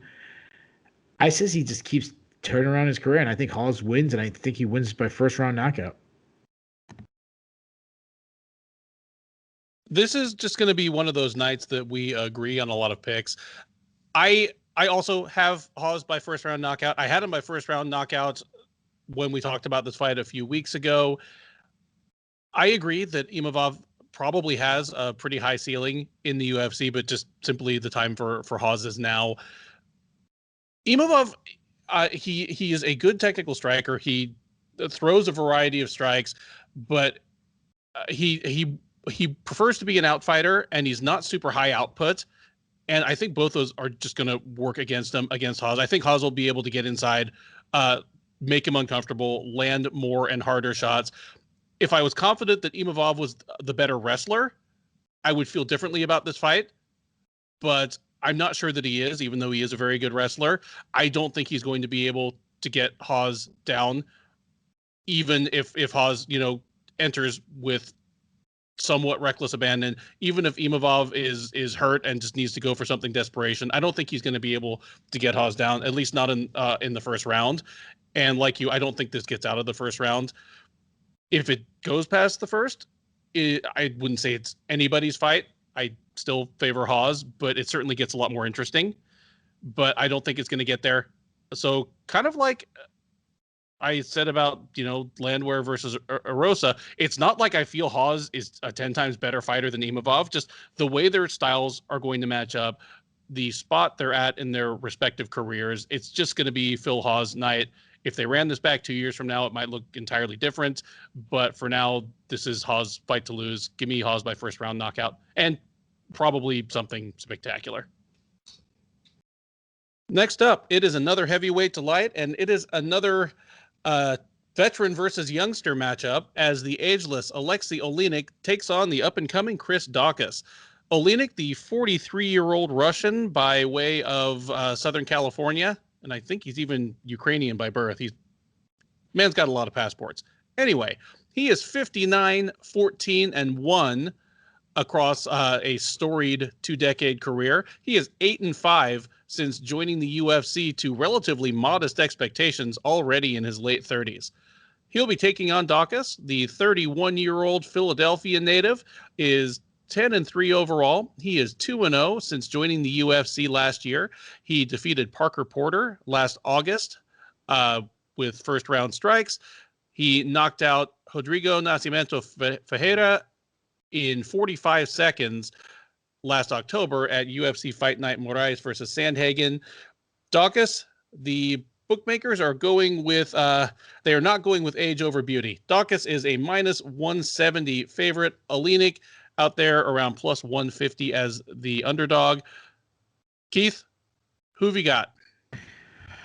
Well, first of all, I'm shocked by the line. Like, if you told me one of these guys would be a negative 170 favorite, I would have thought it'd been Oleinik. I mean, this is compared to the guys he's been facing, this is a step down for him, and this is a big step up for Daukaus. I'll start with Oleinik. I mean, I think this is his 75th professional fight, which is insane. He has an unorthodox but somewhat like effective striking style. He's wild though, but he has decent power. He's got like old man strength. He avoids strikes by leaning to the right, which leaves him open to left side attacks, which is a huge issue. But he loves to grab the back of the head and kind of Randy Couture dirty box it, and was been pretty effective with it, especially against Fabrizio Verdum. His chin is a little bit of a worry for me at this point. One, because of his age. Two, because of having 75 fights under his belt, and now he's had some recent brutal knockouts. I mean, I think of Walt Harris. I think of Derrick Lewis. He's a good wrestler, though. I mean, he's got those body lock takedowns. Though he isn't like a great wrestler. Like he isn't. Well, I don't know what the word I'm looking for. He's not a perfect wrestler. Like, he got taken down by Derrick Lewis. He got reversed by Derrick Lewis, which is an issue. Like, he's more of a grappler than a wrestler, but his grappling is some of the best ever. He's got 46 submission on his record. That's insane. He's got the record from Ezekiel chokes. He's the only guy who does it. He'll do scarf chokes. He's not only is he a submission threat, but he's unconventional submission. He's not the kind of submission that's easy to train for. And he's also hard to submit himself. I mean, he avoided submissions from Fabrizio Verdum when Fabrizio Verdum had his back. Now, moving on to Daukaus, this was not a guy that I believe I'm going to go back to his, our breakdown of him versus Parker Porter. Like, I don't think either one of us was that high on him. But he's been impressive in his 2 UFC fights. And what I think is most impressive is he came into his last fight 14 pounds lighter than he was in his UFC debut, and he looked like a much different guy. He's got pretty fast hands. He's pretty technically sound. He's accurate. He's showed some power that he didn't have in the regional scene, having 2 quick UFC knockouts now. He's always. I mentioned in this last time we were breaking down that he throws a high kick often, though he doesn't land it often. I don't like that he backs straight up, which is a major problem, especially the fact that Parker Porter backed him up a little bit. He's a good clinch striker. He gets clinch. He can beat you up there, elbows and knees there. And if he goes to the mat, he's not a fish. He's a Brazilian Jiu-Jitsu black belt. As far as prediction, like I said from the beginning, I think Oleinik should probably be the favorite still. He probably submits him, though. I don't show favoritism when it comes to my New England fighters. I show favoritism when it comes to fellow police officers. So even though I think Oleinik will probably win, I'm going to go with Daukaus by first round knockout just because he's a police officer. Alrighty. Well, we will diverge on this one. I was a little surprised at the odds as well, but I've got Oleinik in this one. Daukaus it's been a nice story for him since landing in the UFC with pretty modest expectations. I mean, We both picked him to beat Parker Porter, I believe, and we were right. But I didn't expect him to be 2-0 coming into this fight, getting a name like Alexei Oleinik. And it's a thing where Oleinik is definitely on the way down. Daukaus is probably still improving, but 31 by heavyweight standards is a spring chicken. But just the way their specific strengths and weaknesses line up, Daukaus is surprisingly athletic for kind of how he presents. He just, I mean, I don't mean this in a mean way, but he just kind of looks like a big dumpy guy. And he's kind of surprisingly athletic and light on his feet for how he looks. I mean, it doesn't help that he basically like looks like an overweight version of his brother, who's like, I believe, a middleweight. So like, it's an unfair comparison, but surprisingly athletic guy, but not a great gas tank on him. And considering the way Oleinik's gas tank has started to fade a bit as he pushes into his mid 40s, I could see that as a route to victory for Daukaus if he can get out of the first round, get late into the second round, and Oleinik's fading. But Daukaus has often faded in those type of situations as well, so I'm not confident there. And in every other way, this is going to be an enormous step up from the type of fighters that Chris Daukaus has been fighting. I mean, obviously, Oleinik will be the best grappler that Daukaus has faced, but you could make an argument that he's also the best striker that Daukaus has faced, even as dilapidated as he is. And while he can be caught, his chin is not what it once was, and Oleinik made it to this point in his career by being very good about guarding his chin. I haven't seen anything from Daukaus that makes me think he's going to be able to catch him coming in with something perfectly timed like Walt Harris did. Give me Oleinik to win this one by second round submission. I think it'll be a fun fight while it goes, though. Next up, Charles Rosa versus Derrick Minner in a featherweight main card matchup at UFC Vegas 19. Rosa, the 34-year-old Massachusetts native, is 13-4 overall. He is a perfect 4-4 in the UFC, perfectly alternating wins and losses, that is. He fought twice in 2020, losing a unanimous decision to Bryce Mitchell at UFC 249 back in May, then taking a split decision over Kevin Aguilar at UFC on ESPN 10 in June. He'll be facing Minner. The 30-year-old Nebraska native is 25-11 overall. He is 1-1 since joining the UFC last year. He lost his debut to Grant Dawson back in February by second round rear naked choke. He came back and won via first round guillotine choke submission over TJ Laramie at UFC Fight Night Covington versus Woodley in September.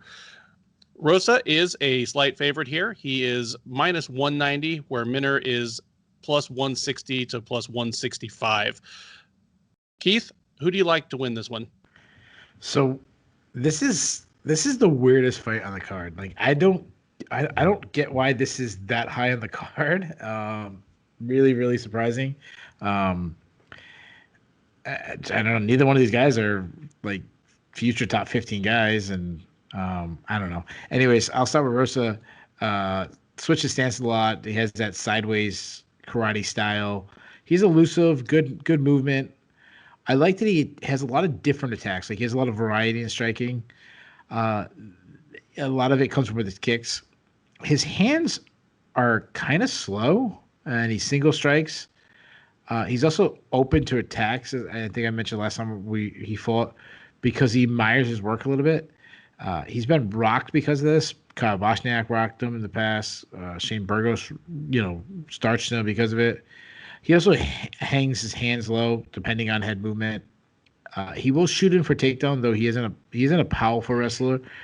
Similar to I forgot who I mentioned was a sneaky. I said sneaky wrestler. He'll surprise you with a takedown. Weak defensive wrestler, though. He is a Brazilian Jiu-Jitsu black belt, though that might not be the case anymore after what Bryce Mitchell did to him. He has some submission skills off his back. I mean, he submitted Manny Bermudez, who was known for his submission skills. Rosa likes to jump on like leg locks when he's on the ground. And he's hard to submit. I mean, all you gotta do is look at the Mitchell fight. Like Mitchell put him through the wood chipper and could not get the submission on him for the entire 50 minutes. And also, I've always been impressed with Charles Rosa's cardio. Like he really doesn't slow down. Like he can go hard. Move over to Minner. Minner's very different. Minner's a fast starter. This is a guy that's going to come out. I think something like 22 or 23 or 25, something crazy. And like first round finishes. It's insane. Um, on the feet, he's a high output. Also switches stances. Uses a lot of movement. Though his boxing is pretty bad. Like he lacks technique. He throws looping overhand punches. Keeps his chin high. Back straight up.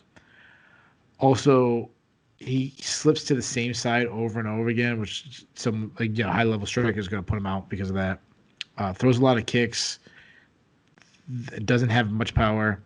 He is a good grappler, though. I mean, he's a former NCAA wrestler, good doubles and single entries, good at winning scrambles. If he can't get you down, he'll just pull guard because he's that confident in his grappling. He also won't fight a takedown. Like if you shoot on a takedown, like he's likely just gonna let you get it down because he wants to get to the ground. I think he has 22 submission wins. He likes to attack the neck. We saw that in his last fight against TJ Laramie. He also will look for, if he's on top, he'll drop down on a leg lock or a heel hook or a knee bar. Though he lost, he actually almost caught Grant Dawson in a submission, and Grant Dawson's a good grappler. Though this shouldn't be on the main card based on these guys' potential, this is an intriguing matchup. I think Rosa's going to have the advantage on the feet, probably a pretty big advantage on the feet. He could win the grappling, but I'm actually going to go with Minner there, and it actually might come out to who gasses out first. But I'm going to continue to pick against my New England guys, and I think Minner's going to get some takedowns on Rosa. I think he's going to win from some fun scrambles, and just because I think he's the better offensive wrestler, so I think he wins a decision. And this is my upset special tonight. All right, we finally have some dissension, and of course, once we have some dissension, it's me being the square and picking the favorite. I remember looking back at tape on Minner ahead of his UFC debut, and because the guy had like 21 he was like 24-10 with like 21 submissions, and like 19 or 20 of them were in the first round. It was ridiculous, and what I found was, they're very, very big fish, small pond thing to him there. It kind of reminds me of, and I'll go old school here because I know you'll pick all these up. He's not Jason Reinhardt on the bad end, and he's not Drew Fickett on the good end. Kind of in the middle. He's like an Ed DeWeese type, where you look at his record and he's just got like 20 submissions in a row. And it's not because he's a great grappler, even if he is a very good grappler. It's just Minner's a guy with an aggressive guillotine. You said it. Like, even when he's the better wrestler, he will give up the takedown just to snatch the guillotine. And that works in Nebraska. I don't think it will. I say it doesn't work at the UFC level, except that's exactly what he did to TJ Laramie. But he's not going to do it to Charles Rosa. Once they get in the cage together, I think Rosa's he's gonna be the bigger man. I think he might not be any physically stronger than Minner, because Minner is a little tank, but Rosa will be the better athlete. I agree with you that I think he's the better striker. Minner might be the better wrestler. Well, I mean, in a vacuum, he certainly is. He's a former college wrestler, but I don't think it'll make a difference here, because if this goes to the ground, I think it'll be like both men will be happy to go there. And Minner is as happy to pull guard as he is to shoot for a takedown himself. I think Rosa is a better grappler than Bryce Mitchell made him look. Mitchell's just got some weird juju. I think Bryce Mitchell's going to embarrass a lot of respectable black belts before it's all said and done. So I'm giving Rosa a little bit of a mulligan on that one. I think he's just going to outclass Minner. Give me Rosa by a second round submission in this one. Maybe Minner pulls guard with the guillotine. Rosa pops his head out, ends up on top, and goes to town from there. We now come to the co-main event of UFC Fight Night 185, a women's bantamweight matchup with some high stakes as Ketlin Vieira takes on Yana Kunitskaya. Vieira, the 29-year-old Brazilian, is 11-1 overall. She is 5-1 in the UFC. She fought just once last year, taking a pretty dominant unanimous decision over Sijara Eubanks at UFC 253. Before that, she fought in December of 2019 and was TKO'd in the first round by Irene Aldana. Kunitskaya, the 31-year-old Russian, is 13-5 with one no contest overall. She is 3-2 since joining the UFC as a recent Invicta FC title challenger. Kunitskaya is a pretty substantial underdog. She's out there around plus 225, where Vieira is around minus 260 as the favorite. Keith, is there any upside to the underdog here, or are you going with Vieira? Yeah, so I do think there is some upside. I do think the line is off a little bit. I guess I'll show my hand. I'm taking Vieira, but like she shouldn't be this massive a favorite just because of the physical tools that Kunitskaya has. Now Kunitskaya is huge for the weight class. She's a high volume striker, kind of long rangy striker. She, from range she can outfight. Though she will throw in that spinning back fist. She has that high guard, lots of kicks. Defensive enemy high guard, throws lots of kicks. If you get in the mid range, she'll start looking for some slicing elbows. She doesn't like pressure though. Mariano, he was a little too late for her, but in the third round she started backing up Kunitskaya up with pressure. Aspinall just came out third round crazy and floored her with the first punch by pressing her on her back foot. But so we talked about the range, we talked about the mid range, and then all the way in close is where Kunitskaya really likes to be. She loves to clinch. She loves because she's just a very physically strong person. She'll grind you against the fence, throwing knees to the body and legs. Good takedown defense. Which is funny because it wasn't that case early when she was facing Tanya Evinger and Evinger was taking her down. That's not the same girl anymore. She's got a really good wizard game. If she gets on top, solid top control. Though on her back, she did struggle getting Aspinall off her. But what I liked is cardio is good. Like she can fight deep into a fight and she presses hard. Now Vieira is also huge for the weight class. She's a counter striker. I think she showed some improvement in her striking, especially in her last fight. She doesn't have a lot of speed, but she makes it up by being pretty technically sound. She also has very long arms. She uses that well because she works behind a jab, which we saw a really improved jab in the last fight. Her power punches still need some improvement. They're kind of looping, and she throws them from the hip, which one loses power, but also kind of telegraphs. She has some defensive holes, pulls her head straight back. I'm also surprised that she doesn't hit as hard as she does, being how good she is.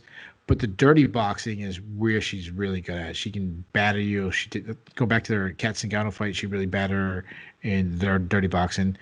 Vieira is a good grappler, good takedown. She out-wrestles Kat Zingano. She's a judo black belt. She threw Sarah Mann, an Olympic silver medalist wrestler, with a judo throw. She's a Brazilian Jiu-Jitsu black belt. I go back to the top control she had against Kat Zingano. She submitted Sarah McMahon. If you put her on the back, she can scramble back to her feet. The issue though could be cardio. She faded late against Kat Zingano, where Zingano made it a close fight. Like I said, I think the line should be closer. I am favoring Vieira. I can see how Kunitskaya could win, especially late if she can get a late surge. If it's a very grappling heavy and Vieira tires herself out. That said, though, I think Vieira is a tough stylistic matchup. She's just as big as Kunitskaya, which is usually one of the advantages Kunitskaya has. She might be able to match Kunitskaya in a long-distance kickboxing match. And then if Kunitskaya gets the clinch, I don't know if that's a good idea against someone like Vieira. If she can throw Sarah McMahon, she can probably throw Kunitskaya. So I expect Vieira to get a bunch of takedowns and to win a decision. So give me Vieira by decision. I'm glad you brought up the Zingano fight because, Zingano herself is a big physical woman, very, very strong. And even she came on towards the end, but Vieira was handling her physically for 2 rounds and change. I look at the way she lost to Irene Aldana, where you mentioned that, she pulls her head straight back. And it was just in a moment where she was trying to reset, guard down, kind of just get her just kind of moving straight back, and just got absolutely nailed and got one-shotted by Aldana. That is something that Kunitskaya could do to her, but she's had that bad of a lapse in that kind of a situation basically exactly once. Kunitskaya is better than the line shows, as you said, but I don't see any real obvious avenues to victory for her here. Her strengths kind of match up with Vieira's strengths, only Vieira's even a little better at them. Also give me Vieira by decision, and maybe it'll be a Zingano type fight where, it's Kunitskaya who's coming on as the fight closes, and maybe she wins the last round, but it is too little too late by that point.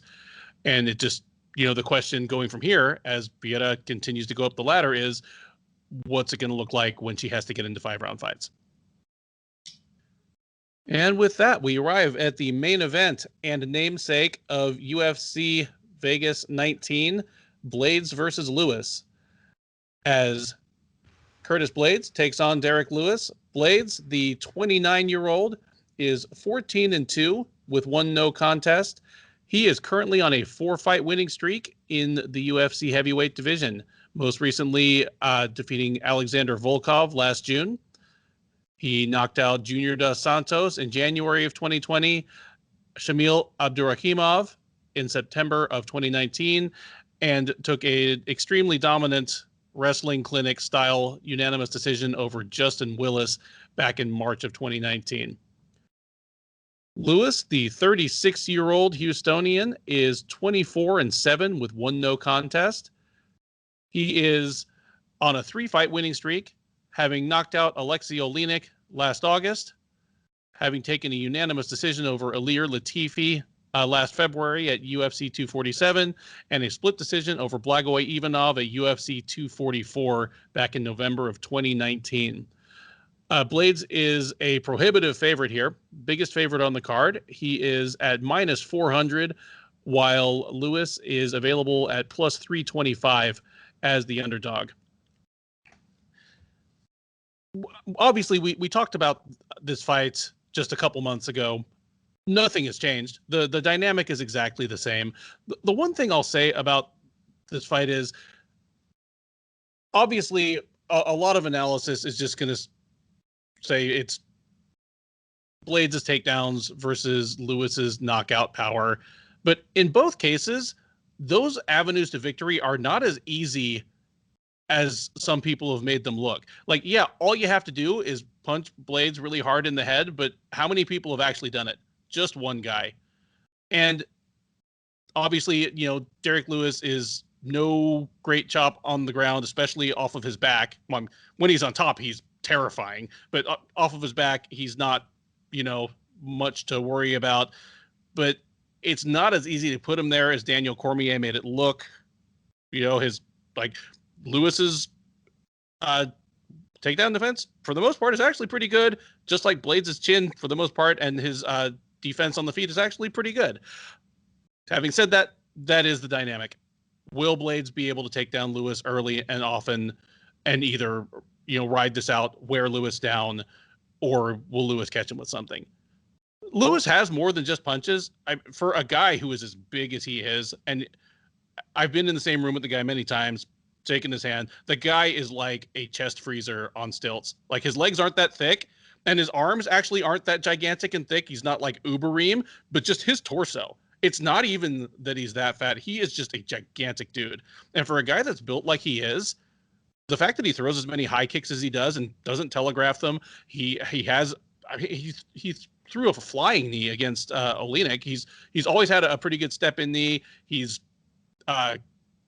he's taken to throwing flying knees. For a guy like Blaydes who shoots, Blaydes is one of the few heavyweights who he shoots a blast double. It's there. It's there as a possible avenue to victory. It's not super likely.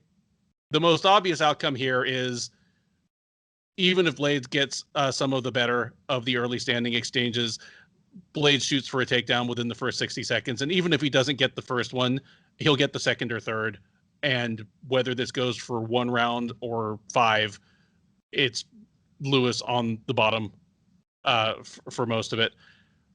Much as I would like to pick my fellow Houstonian in this one, as much as I can see that he certainly does have avenues to victory, because, yeah, he's not the same type of striker as Francis Ngannou, but he's one of the few other guys in the division that does have that kind of punching power where if he just caught him behind the ear with like one, hard enough shot, he could drop him.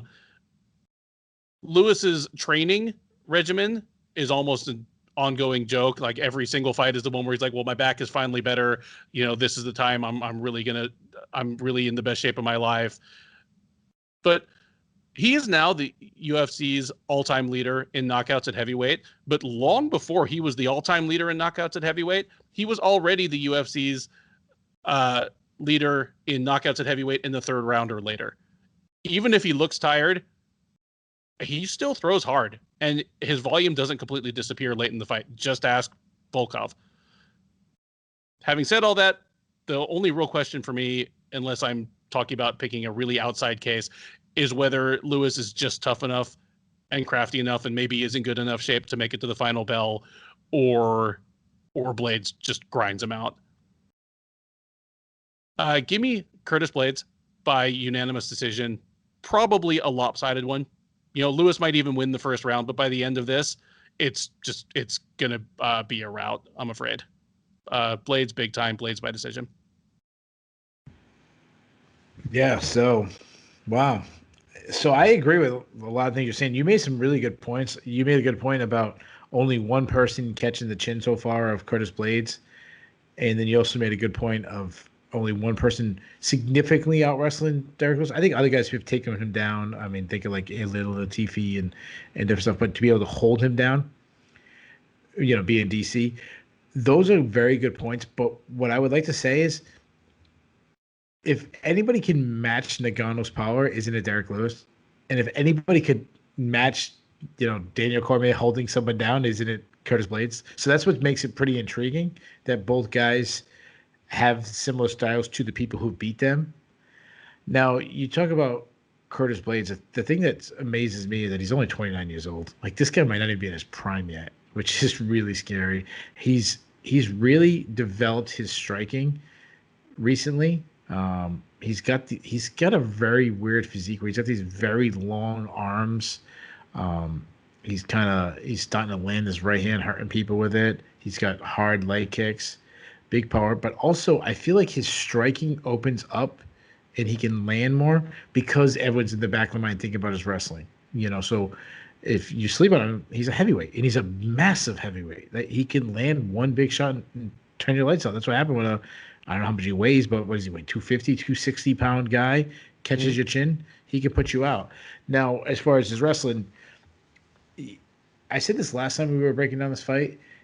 He might have the best entries in the history of the heavyweight division. Or he at least, if you don't give him the best entries, he's at least the most consistent with it. Like, he's the most who will press that narrative. He'll press the strategy. I mean, you have Randy Couture, who had those takedowns. I think of Cain Velasquez. I think of Kevin Randleman. Like, these are all guys. Kevin Randleman is a much better pure technique. I mean, Kevin Randleman is a fantastic wrestler. He's a 2-time national champion, right? Randy Couture went to, was in the Olympics, and so there's guys with better credentials. But I mean the game plan and the willingness to kind of just, this is what I'm good at, and do it.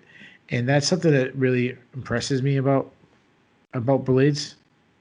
I also impresses me is like his top control. Like, he took down Volkov and made Volkov look like a terrible wrestler. And Volkov is not a terrible wrestler or grappler. The other thing that gets pointed out a little bit about Curtis Blaydes is that he slowed down and he kind of gassed out against Volkov. And I think he definitely did slow down.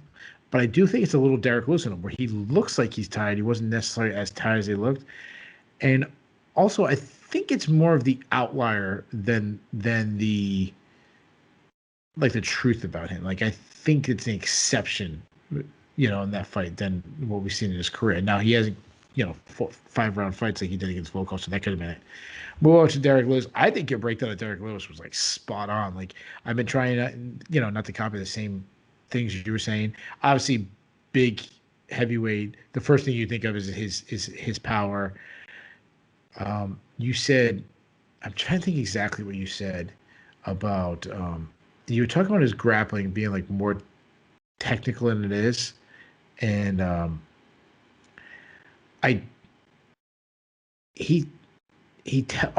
it was his high. It was high kick. You said his high kick. He doesn't telegraph his high kick, which I agree. But it's funny because his punches, he kind of does. He kind of loops. He does a lot of looping punches, but he's not going to be a volume guy. He just needs to touch you, and when he touches you, he knocks you out. And he kind of fights in bursts, which is perfect for his type. Because like he always fights, whether he's either come at you real quick with a combo, or even when he's on the ground, you take him down, you hold him down, he's waiting, and then it's a sudden burst and he gets up to his feet. So like these things work for him, and it's a way that he can serve his energy. I think you're dead on about his late finishes, but also his cardio. Like I've seen him look tired, but he has the ability to fight through his tiredness. Like I think about the Latifi fight. It was a close fight heading into the last round, and it was Latifi who gassed out and Lewis who pressed on and turned up the volume late and won him the fight. As you mentioned, he's obviously huge, but he's also extremely athletic. You talked about the flying knees, the fast high kicks. This is what he does. I'm gonna disagree a little bit on his wrestling. That I don't think he's a good defensive wrestler. Like I think guys can take him down. Like another one I think it was Alexei Oleinik. But I'm 100% in agreement of his ability to keep him down. Like Alexei Oleinik took him down, but he also reversed Alexei Oleinik. And a thing that doesn't get enough credit for is Derrick Lewis's ground and pound. I mean, that is just like he probably has better ground and pound than Curtis Blaydes has. And Curtis Blaydes has great ground and pound. Derrick Lewis, he's like a